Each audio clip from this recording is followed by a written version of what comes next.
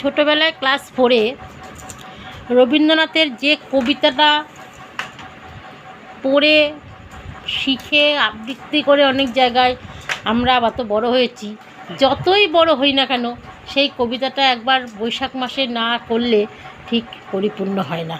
যেমন হচ্ছে প্রশ্ন, মা গো আমায় ছুটি দিতে বল, সকাল থেকে পড়েছি যে মেলা, এখন আমি তোমার ঘরে বসে করব শুধু পড়া পড়া খেলা। তুমি বলছো দুপুর এখন সবে, না হয় যেন সত্যি হলো তাই।